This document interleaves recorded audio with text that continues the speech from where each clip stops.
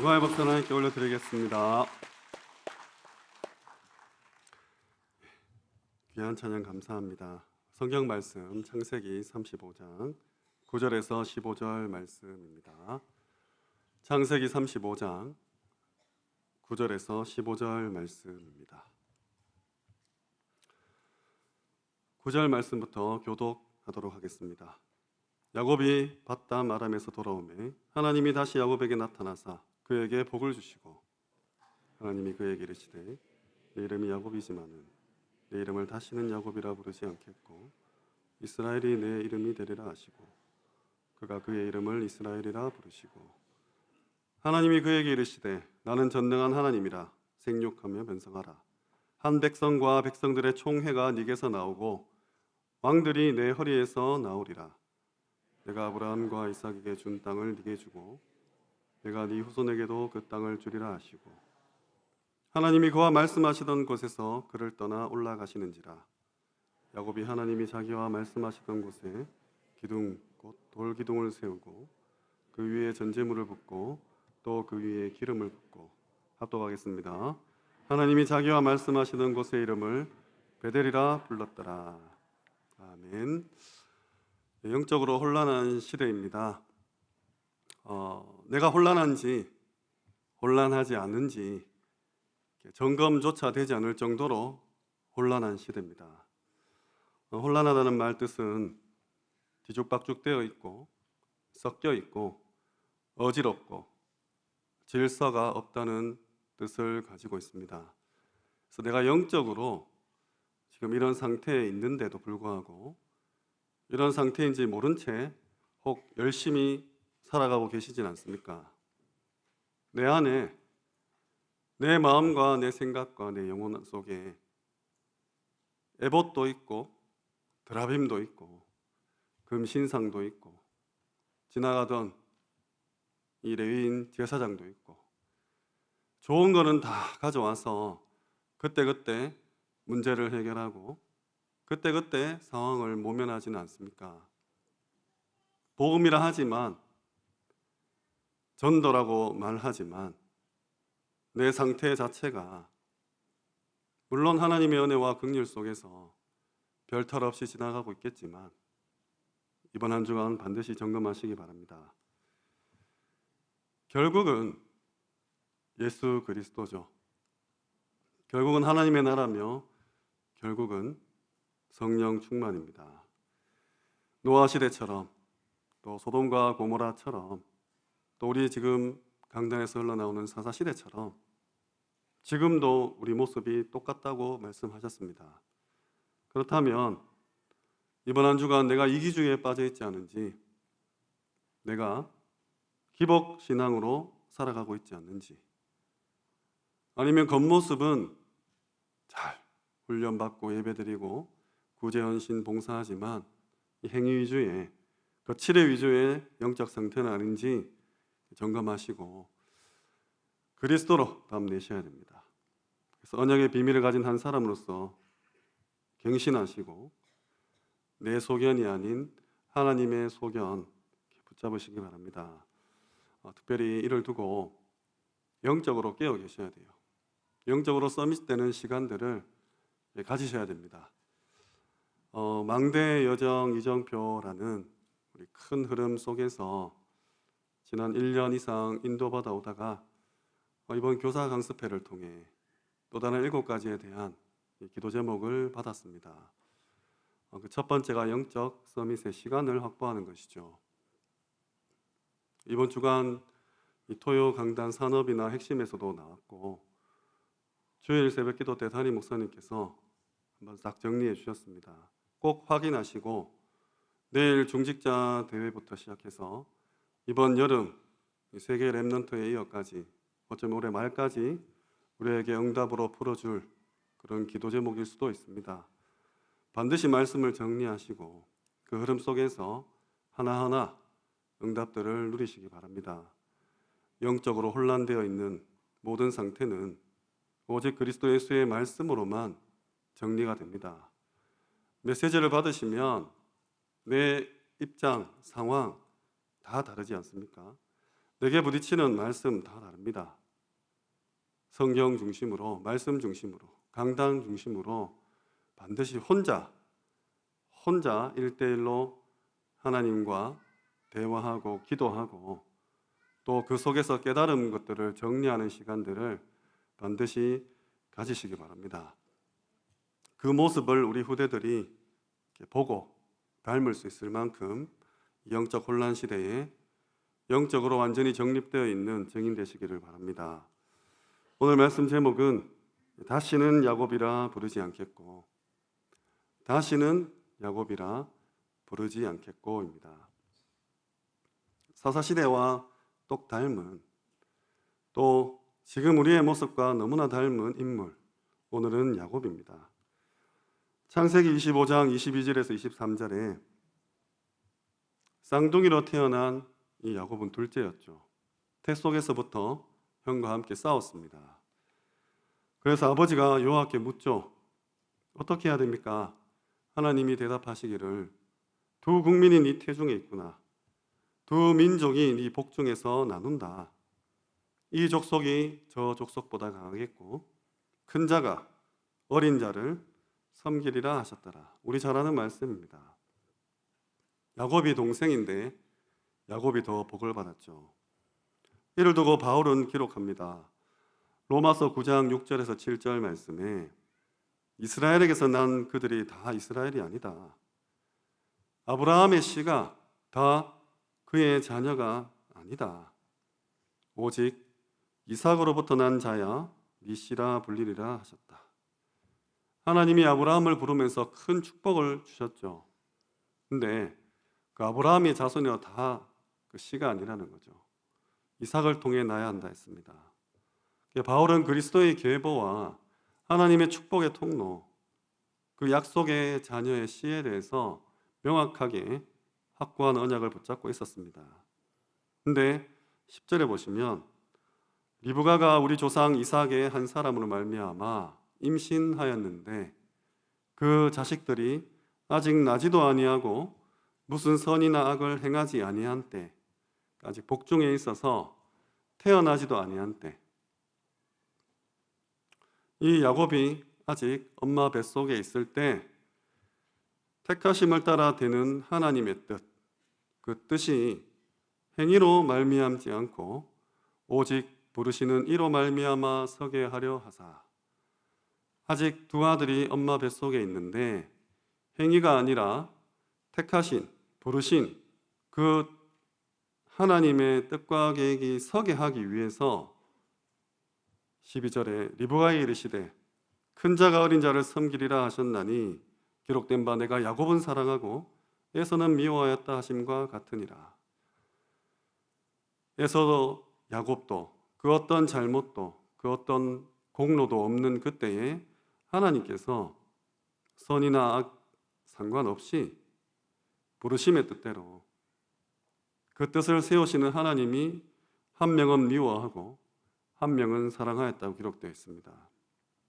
이를 두고 바울이 말하냐? 그런즉 우리가 무슨 말을 하리요? 하나님께 불의가 있느냐? 그럴 수 없느니라. 하나님이 한 명은 사랑하고 한 명은 미워한 그 사실을 두고 우리가 무슨 말을 할 수 있겠냐 이 말이죠. 아무것도 모르는 갓난아기 태아가 뱃속에서 이미 하나님의 사랑하심과 하나님의 미워하심을 받았는데 이 사건을 두고 우리가 할 말이 없다고 바울은 기록합니다. 절대 주권이죠. 하나님의 무조건적인 선택입니다. 그래서 구원은 절대 우리 행위가 아닙니다. 우리의 공로, 우리의 열심, 노력 아닙니다. 하나님의 100% 은혜요. 하나님의 전적인 사랑하심과 긍휼하심이죠. 하나님께 불의가 있느냐? 없다. 오늘 바울의 고백처럼 하나님께서 오늘 나를 부르셨습니다. 그렇다면 오늘 첫 번째로 포럼할 내용, 나는 구원받은 하나님의 자녀구나, 택하심 받았구나, 여기에 무한한 감사와 감격 회복하시기 바랍니다. 오늘 부모님들은 자녀에게 너의 구원에 대한 그런 확신을 꼭 한번 포럼하시고 심어주시기 바라요. 혹 나는 우리 부모님은 불신자였는데 믿음의 1세대로 부름받았다. 그런 우리 어르신들 계십니까? 처음 구원받은 날, 처음 예수가 그리스도임이 내게 인격적으로 체험된 날, 아마 기억 못하실 수도 있지만 그 날을 더듬어서 웬 은혜요, 웬 축복입니까? 내가 하나님의 자녀가 되었다는 이 사실에 나를 미워하지 않고 나를 사랑해 주심에 무한한 감격과 감사를 누리는 그런 밤이 되시기 바랍니다. 하나님은 그리스도로 말미암아 창세전 영세전에 이미 나를 택하시고 구원 주시기로 작정하셨으며 그 증거로 지금 여기 앉아 계신 겁니다. 그래서 야곱의 태 속에서 있었던 일을 오늘 바울이 기록한 이 사건처럼 나는 아무 선악간의 공로도 없는 그 상태에서 하나님의 부르심을 받은 하나님의 자녀구나, 멋지게 고백하시기 바랍니다. 한편 들에서 사냥하느라 지친 에서가 집에 들어옵니다. 우리 잘 아는 이 팥죽 한 그릇 사건이죠. 이 야곱은 어릴 때부터 꾀가 많고 머리가 비상하며 인본주의 많이 썼지 않습니까? 어쩌면 이 날을 기대하고 기다렸겠죠. 형이 배가 고파서 나한테 팥죽 한 그릇 달라 이렇게 말할 때까지 그 앞에서 알짱거리면서 혼자 먹고 치우면 되는데 괜히 냄새 풍기면서 있었겠죠. 아니나 다를까 오늘 예서가 그 팥죽 한 그릇 달라, 나 너무 배고프다. 바로 야곱이 형의 장자의 축복 그거 내한테 팔아라 합니다. 창세기 25장 34절에 에서는 장자의 명분을 가볍게 여겼다, 경홀히 여겼다. 장자의 명분이 그렇게 팔리겠습니까마는 하나님은 팔리게 해주셨죠. 이 야곱은 언약에 관심은 있었는지 모르지만 굉장히 기회주의자였고 또 계산적인 모습을 보였습니다. 근데 이게 보니까 어머니로부터 내려온 거예요. 어느 날 이삭이 눈이 어두워 이제 본 인생이 얼마 남지 않은 걸 알고 아들 마지 장남 에서를 부르죠. 리브가가 기가 막히게 그 타이밍을 알고 야곱을 불러서 빨리 아버지 좋아하는 요리 해가지고 네 팔에다가 털 붙이고 아빠한테 가라 이렇게 얘기합니다. 얘기를 들어보니까 목소리는 둘째인데 털은 첫째 같고, 어떻게 이래 사냥 나가자마자 바로 잡아왔니? 하나님이 예배했습니다. 아버지 모르십니까? 여호와 이래. 이렇게 얘기했겠죠. 깜빡 속은 아버지는 이 둘째에게 모든 축복을 다 쏟아붓고 사냥을 마치고 돌아온 이 에서에게, 에서가 아버지 하나님 축복 달라 하니까 너무 놀라서 이미 네 동생이 다 받아갔다 이렇게 이야기를 듣게 됩니다. 에서의 마음, 안 그래도 지금 장자권 팔아가지고 긴가민가 억울할 텐데 이놈의 야곱이 정녕 엄마랑 짜고 나를 속였구나. 죽이고 싶을 만큼 화가 치밀어 올랐습니다. 그리고 죽음의 위기를 느낀 야곱은 주랭랑을 치죠. 아마 가인과 아벨이 생각나지 않았겠습니까? 야곱이 도망가면서 아이고 나 진짜 아벨처럼 죽을 수도 있겠다. 아마 주랭랑을 쳤을 겁니다. 창세기 27장 41절부터 야곱은 그때부터 도망자 신세가 됩니다. 하나님이 큰 자가 작은 자 섬긴다 약속 줬는데 계속 머리 쓰고 인본주의 쓰고 막 이리저리 눈치 살피면서 스스로 그런 길을 택하게 되었죠. 하나님의 뜻을 신뢰하기보다는 인간적인 방법으로 얻은 복, 약속이 이미 주어졌는데도 욕심대로, 동기대로, 야망대로 구해서 결국 받아낸 그 복 때문에 이 아벨은 그때부터 불안과 두려움, 도망자의 인생으로 이어집니다. 하나님의 약속이 이 야곱에게 오히려 짐이 된 상황이죠.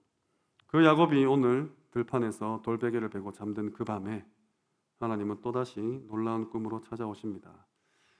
창세기 28장 13절부터 보시면 하늘에 닿은 사닥다리가 땅에 서 있고 하나님의 천사들이 오르락 내리락 하며 그 위에서 말씀하시죠. 나는 너의 조부 아브라함의 하나님이요 이삭의 하나님이다. 내가 너와 함께 하며 네가 어디로 가든지 너를 지키며 이끌어 다시 이 땅으로 돌아오게 하리라. 그래서 그가 그곳 이름을 베델 하나님의 집이라 이름합니다. 두 번째 포럼입니다. 가족도 친구도 그 어떤 재산도 자리, 위치, 인기, 명예, 권력 모든 것이 나를 떠난 그래서 광야 한가운데 버려진 그 순간 그런 경험 있으십니까? 혹시 지금이 내가 그런 상황입니까? 철저히 외롭고 괴롭고 힘든 그 시간들입니까? 하나님께서 처음 인격적으로 이 야곱에게 나타나십니다. 나는 정말 고요한 시간, 아무도 의지하지 않는 시간, 혼자 있는 시간, 오롯이 하나님과 1:1 그 만남을 가지고 있는가?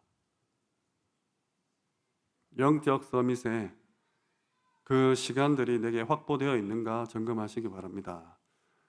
지금 이렇게 다 같이 예배드리는 시간 말고 구역 예배, 다락방, 미션홈, 지교회 그런 사역적인 순간 말고 기관에서 또 부서에서 하는 훈련들 말고 가정에서 가정 예배 드릴 때 말고 남편도 아내도 자식도 부모도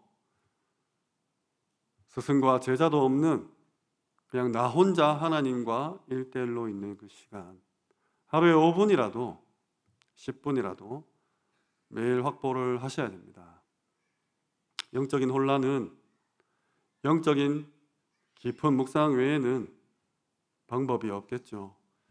그래서 오늘 죽음의 위기에서 모든 것을 포기하고 도망자 신세가 된 이 야곱에게 그날 밤에 나타나신 하나님과의 만남처럼 하나님 내게 정말로 1:1의 그 깊은 시간을 허락하옵소서.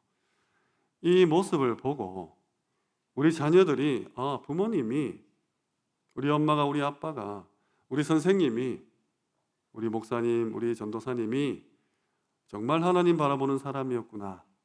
나도 그렇게 그 시간을 가지고 싶다 고백할 만큼 깊은 시간 누리시기 바랍니다. 이 이후 야곱의 인생은 사람을 속이던 자가 이제 완전히 하나님께 부서지고 도리어 본인이 속는 그런 시간표로 가게 됩니다. 29장부터 나오는 이 외삼촌 라반이죠. 악당이죠. 흔히 영화의 빌런으로 나오는 그런 역할을 차지합니다.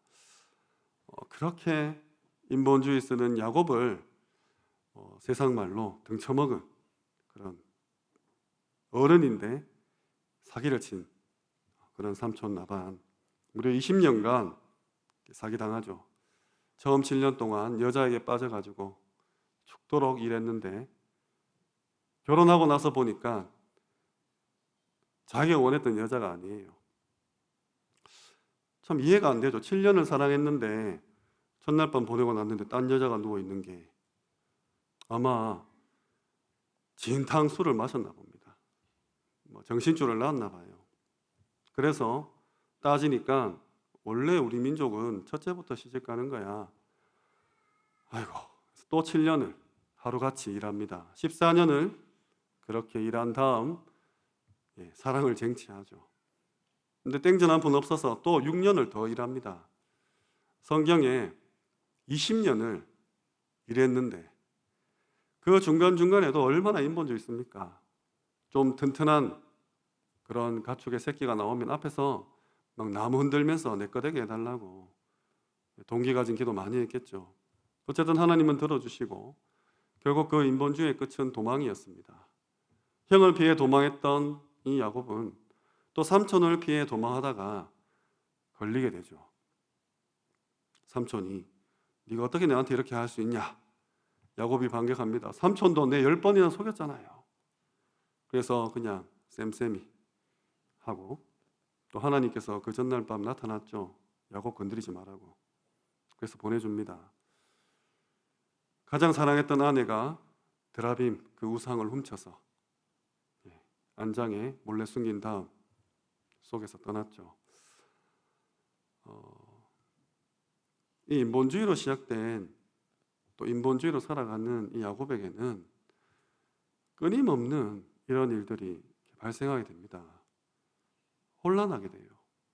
혼탁하게 되고 결국은 환란을 맞이합니다. 끊어내시기 바랍니다. 정말로 그리스도 외에는 의지할 것, 붙잡을 것 우리 없지 않습니까? 이제 삼촌 라반과의 관계가 정리되니까 또 하나 남은 게 있어요. 군사 400명을 이끌고 오는 형이 지금 기다리고 있는 거죠. 얼마나 무서웠겠습니까? 20년이 지났는데도 자기 소유를 네 대로 나눠서 자기는 제일 뒤에 가지 않습니까? 창세기 32장에 그날 밤에 여호와의 사자와 다시 한번 만나게 됩니다. 밤새도록 씨름을 하죠. 그래서 하나님은 그의 허벅지 관절을 쳐서 환도뼈가 나가게 하고 이름을 야곱에서 이스라엘로 바꿔주십니다. 오늘 읽은 본문 말씀처럼 네 이름을 다시는 야곱이라 부를 것이 아니요 이스라엘이라 하리니 이는 네가 하나님과 및 사람들과 겨루어 이겼습니다. 야곱은 하나님 앞에서 마침내 붙들림 받은 자, 새로운 이름을 받게 됩니다. 세 번째 포럼할 내용이에요. 하나님 지금 나에게 이 라반과 같은 인물을 혹시 지금 붙여주셨습니까? 정말 나를 너무나 고통스럽게 하고 너무 힘들게 하고 너무 외롭게 하는 이런 사람. 꼭 악당이 아니더라도 내가 사랑하는 사람 중에 그럴 수 있잖아요. 내 남편, 저가 언제 하나님 교회 돌아옵니까? 내 부인, 하나님 정말 좀 제발 잔소리 그만하고 그리스도 붙잡게 해주세요. 내 자녀들, 저거 어차피 저거 고생하다 돌아올 건데 지 사춘기라고 지 고3이라고 저래 고개 빳빳이 들고 있는 저 우리 눈에 넣어도 아프지 않지만 눈에 넣고 싶은 우리 아이들, 남의 편, 남편이죠. 애물단지 우리 자녀들입니다. 정말 내게 붙여준 정말 그리스도 안 바라보면 안 될 수밖에 없는 그런 후대 있지 않습니까? 그 시간들 속에서 나는 내 꾀로 내 경험으로 이 사건들을 헤쳐나가고 있는지 아니면 정말 하나님 앞에 붙들린 그런 자로 살아가고 있는지 내 정체성이 야곱입니까? 아니면 그리스도입니까? 점검하시기 바랍니다. 세 번째 포럼, 나는 야곱인가? 나는 이스라엘인가? 형과 만나서 이제 고향으로 돌아가야 되는 이 야곱은 형이 같이 가자 했는데 잠깐만요 하고 딴 길로 잠시 빠집니다. 세겜 땅에 빠지게 되는데 거기에 풀이 많았나 봐요. 좀 시간을 두고 돌아가겠다 한 다음 거기 머물게 됩니다. 근데 거기서 딸 디나가 강간을 당하게 되죠. 비극이지 않습니까? 이 세겜은 디나를 사랑한다고 말하면서 혼인을 요청하지만 이게 단순히 결혼의 문제가 아닙니다. 사사기를 보면서 알 수 있듯이 가나안 모든 족속을 다 멸절시켜라, 선멸해라, 다 죽이라 했는데 이 결혼은 단순히 혼인이 아닌 이방신 또 우상, 이 가나안 문화가 이 아브라함 가문으로 침투당하는 아주 비참하고 무자비한 결과를 가져오는 그런 사건이죠. 이 사건 앞에 야곱은 침묵합니다. 창세기 34장 5절에 아무 말이 없죠. 일단 이방 땅에서 생존과 안전이 최우선이기 때문에 두려웠을 겁니다. 그리고 또한 믿는 자로서, 아비로서, 이 신앙의 리더자로서 올바른 방향을 제시해야 되는데 영적으로 무기력했죠. 그 당시에 아들들이 없었고 괜히 성급한 대응을 할 수 없었기에 위험하다고 판단하고 계산했습니다. 그의 오랜 체질이겠죠. 이 사이에 시므온과 레위가 분노하여서 이 세겜 사람들을 모두 학살해요. 그 학살하는 방법이 기가 막히게도 할례입니다. 하나님 자녀가 되는 그 약속을 가지고 살인의 도구로 만들어 버립니다. 아버지랑 너무나 닮아 있죠. 그래서 오늘 야곱이 말하죠. 더 두려워진 야곱이 34장 30절에 너희가 나로 하여금 이 땅 주민 곧 가나안 족속과 브리스 족속에게 악취를 내게 하였도다. 아버지가 아들의 행동에 대해서 이런 질타를 하게 됩니다. 그들이 모여 나를 치고 나를 죽이리니 두려워합니다. 한 가족, 한 가정, 가문, 족장의 지도자인 이 야곱이 신앙의 지도자로서의 역할을 상실한 것이죠. 이에 따라 자녀들은 하나님보다 분노와 복수가 더 앞섰습니다. 신앙 없는 성공과 정착이 만든 결과였죠. 이번 주 온세대 예배 때 우리 오 목사님께서 집에서 부모님 기도하는 거 한번 점검했지 않습니까? 거기에 자신 있게 아니요라고 대답했지 않습니까? 우리 랩런트들이. 그리고 그러면 부모님이 점검하냐? 점검도 안 합니다 라고 했습니다. 제가 혹시나 싶어서 뒤로 확인해 보니까 전부 서미스쿨 아이들이더라고요. 그래서 월요일날 좀 불러서 혼냈습니다. 그렇게 하는 거 아니라고. 부끄러워해야 되죠. 아비와 똑 닮은 아들들입니다. 한술 더 떠서 약속의 증표를 가지고 살인까지 저지른 그냥 한두 명이 아니죠. 집단 학살을 해버린 그런 사건이 오늘 일어났습니다. 정말로 후대에게 뭘 보여주시겠습니까? 정말 우리 후대 앞에서 올바른 영적인 유산을 물려주셔야 됩니다. 야곱은 다행히 하나님의 은혜를 한 번 더 받죠. 하나님 찾아오셔서 일어나 베델로 올라가라. 네가 네 형 에서를 피하여 도망하는 그때에 내게 나타났던 하나님께 가서 다시 제단 쌓아라. 예배드려라 합니다. 야곱은 즉시 모든 가족에게 명령합니다. 이방 신상을 제거해 몸을 정결하게 하고 옷을 바꿔 입어라. 우리 베델로 올라가자. 창세기 35장 3절 말씀이죠. 나의 환난 날에 내게 응답하시며 내가 가는 길에서 나와 함께 하신 하나님께 내가 제단을 쌓으려 하노라. 오랫동안 무너졌던 영적인 리더십이 예배를 통해서 다시금 회복합니다. 하나님은 그때 다시 나타나서 이스라엘이라는 이름을 한 번 더 각인시켜 주시죠. 그게 오늘 읽은 본문 말씀입니다. 네 이름을 다시는 야곱이라 하지 아니하고 이스라엘이 네 이름이 되리라. 생육하고 번성하라. 아담에게 주셨던, 아브라함에게 주셨던 그 약속, 다스리고 정복하는 그 약속을 다시 한번 주십니다. 왕들이 네 허리에서 나올 것이다.